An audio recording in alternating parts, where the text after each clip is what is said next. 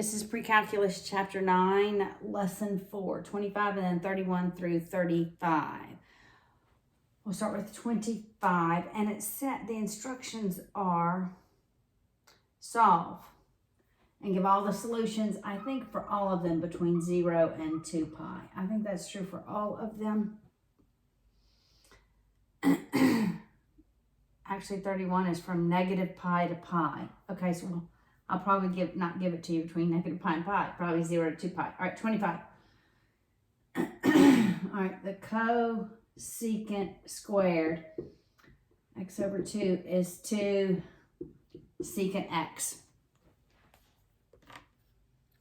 All right, the cosecant is 1 over the sine, but I could also see it as I just flip whatever the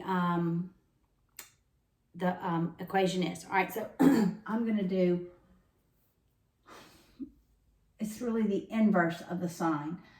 So I'm going to see it as 1 over the sine squared of x over 2. But instead of writing because it's a fraction in the denominator, I'm going to flip it and write it as the inverse. All right, so this is really the square root of 2 over 1, and it's plus or minus out here, plus or minus. It doesn't matter because it's squared, it's going to end up being positive. All right, 1 minus the cosine x. This is the half angle identity for the sine, but it's just flipped. All right, so it's that times plus or minus the square root 2 over 1 minus cosine x equals 2. The secant is 1 over the cosine. So actually I'm going to write this as 2 over the cosine x. So we end up on the left-hand side. 2 over 1 minus cosine x is 2 over the cosine x. I can eliminate those 2's by multiplying every term by 1/2. That follows the rules of algebra. So that I end up with 1 over 1 minus cosine x is 1 over cosine x.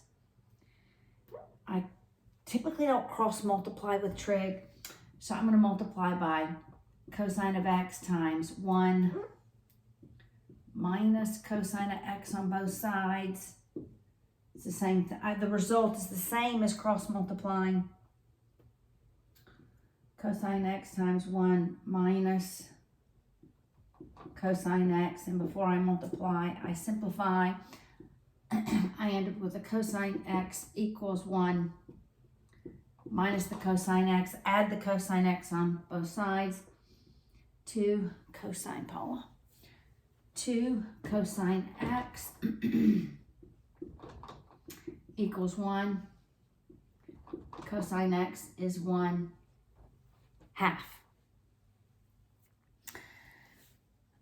All right, 1/2, that's in quadrants 1 and quadrant 4. It wanted the solutions between, okay, this is 0 to 2 pi. All right, so I can just think of this. 1/2, that's pi over 3. So x is pi over 3 in the first quadrant. In the fourth quadrant, it's 5 pi over 3. All right. Next problem, number 31. It wants between negative pi and pi.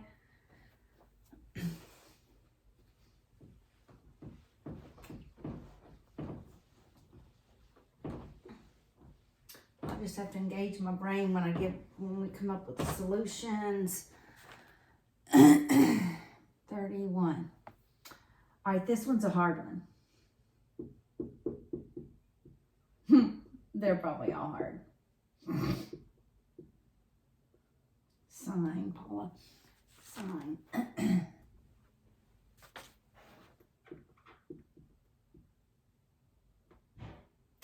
Equals 1, right? All right. I don't have anything that looks like cosine plus the sine. unless I do the sum and difference formula for cosine. So it'd be cosine times cosine, sine times sine. Is there some way that I could make this happen? And it's all to do with these numbers. This is really 1 cosine. And if I divide it by 2, I just realized the cosine, 1/2 is the cosine of pi over 3. If I also divide this one by 2, that's also the sine of pi over 3. So if I factor out a 2, that's like dividing. Actually, I'm going to factor that negative out, because I don't want to leave a negative at the beginning. All right, so I'm going to factor the negative 2 out. And then I'm left with 1/2 cosine x. That becomes minus square root of 3 over 2 sine x equals 1.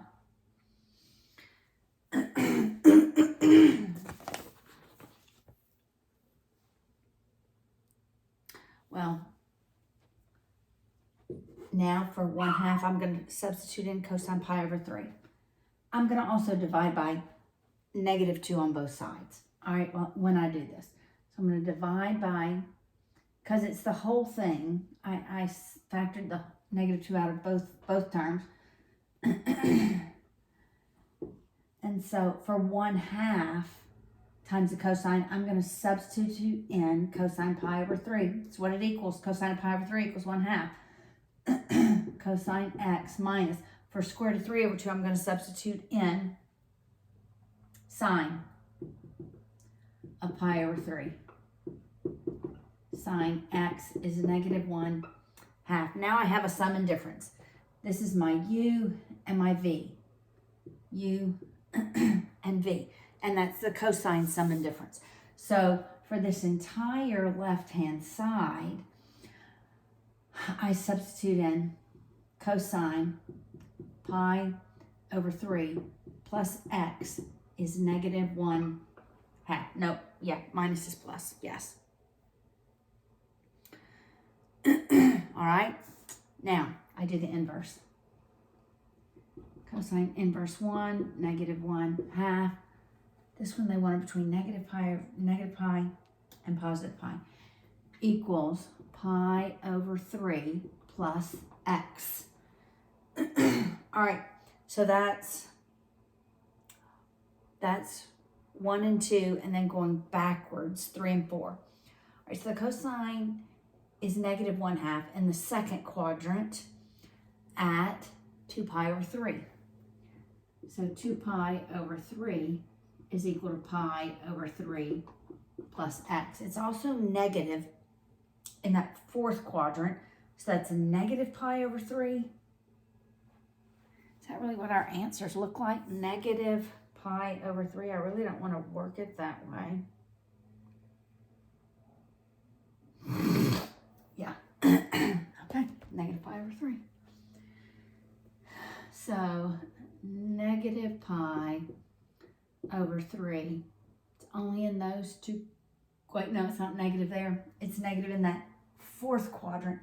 So it would be -2 pi over 3. It's positive 2 pi over 3 and -2 pi over 3. Going around, because this is quadrant 3 going backwards. This is quadrant 2 going forwards. Equals pi over 3 plus x. Now I'm just going to subtract pi over 3 on both sides. So that's positive. I'm going to subtract pi over 3. And that ends up pi over 3 is x. I'm going to subtract pi over 3. That's just -pi.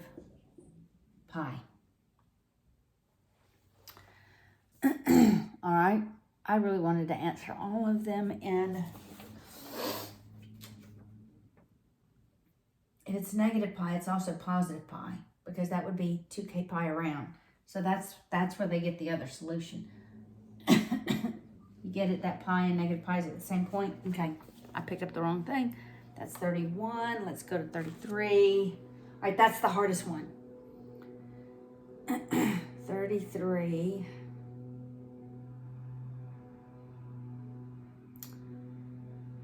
and it was because I started with a cosine and sine, nothing was squared. I really couldn't substitute in. I had to make it look like one of the identities. All right, 33.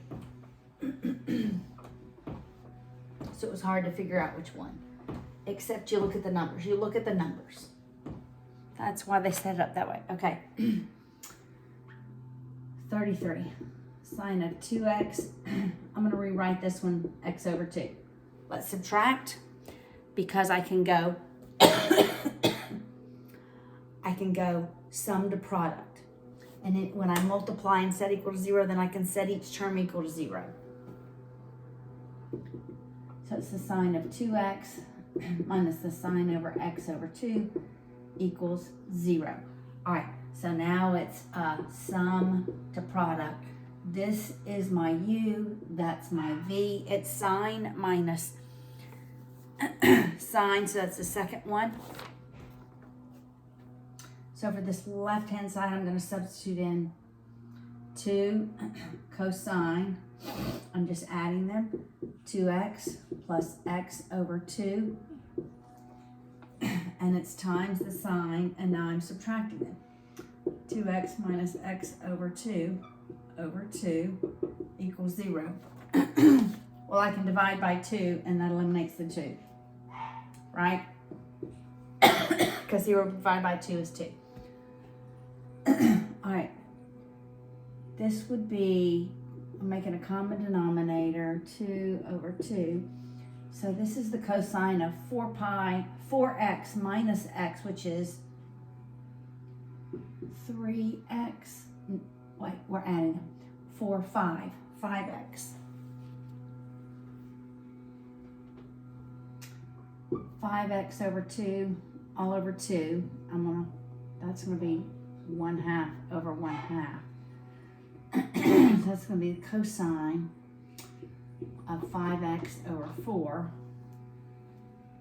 And this is gonna be the sine, that's 4 minus 1, that's 3x over 2.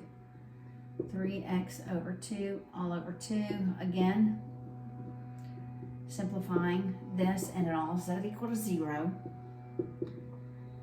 It's the sine of 3x over 4 equals 0. Now, either one of those terms equals 0, and we're good. All right, so it's the cosine of 5x over 4 equals 0. So we do the inverse cosine of 0 equals 5x. I keep wanting to write pi. 5x over 4. And then we have the sine of 3x over 4 equals 0. And we do the inverse sine of 0 equals 3x over 4. The cosine is 0 on your y-axis when x is 0. So it's pi over 2 and 3 pi over 2. So pi over 2 and 3 pi over 2 both equal 5x over 4. The sine equals 0 at 0, pi, and 2 pi. 0, pi, 2 pi, because it's including that 2 pi. All right, so I said 0, 0, pi, and 2 pi equals 3x over 4. 3x over 4, 3x over 4. Okay, with all of these, you're just going to multiply with this one, 4 over 5, 4 over 5, 4 over 5, and you get x equals. And you can do that math. Same way here. In the first one, it doesn't matter. X equals 0 because you're going to multiply by 4 over 3, but you're multiplying it by 0.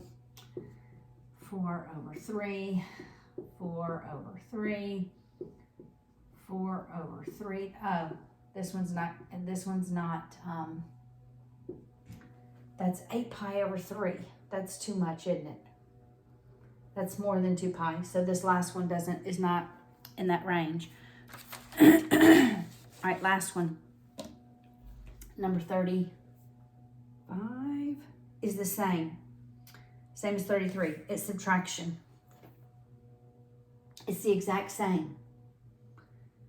Except now you're going to have sine of 3x minus the sine of x. So you end up with,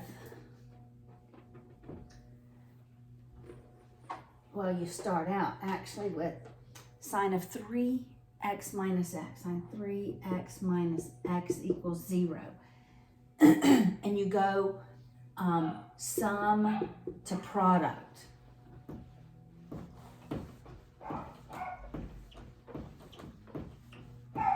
So it's 2 cosine, you're adding them.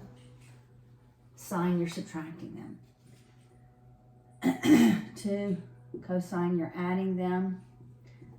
That's 4x over 2. You take half of them. Sine, you're subtracting them. 2x over 2 equals 0. So that's the 2 cosine of 2x. Sine of x equals 0. Divide by 2. That eliminates your 2. You have the cosine. 2x equals 0. You do the inverse cosine of 0 equals 2x. Here you have the sine of x equals 0. You do the inverse sine of 0 equals x. Cosine is 0. We just said it. Pi over 2 and 3 pi over 2. Pi over 2 and 3 pi over 2 equals 2x. Multiplying by 1/4, well, 1/2, right? By 1/2. And even if I had this plus 2k pi, when I divide by 2, it's going to repeat every pi. All right, so this one, x is pi over 4, and that's going to repeat every pi. So that'd be 5 pi over 4, giving the solutions between 4, 4, 4. I wrote 2. Okay, so this one would be x equals 3 pi over 4. That's not quite a pi, so I can add a pi to it. That'd be 7 pi. 7 pi over 4. The sign is 0 at 0, at pi, and at 2 pi. Wow, that one seems like it has a whole ton of answers.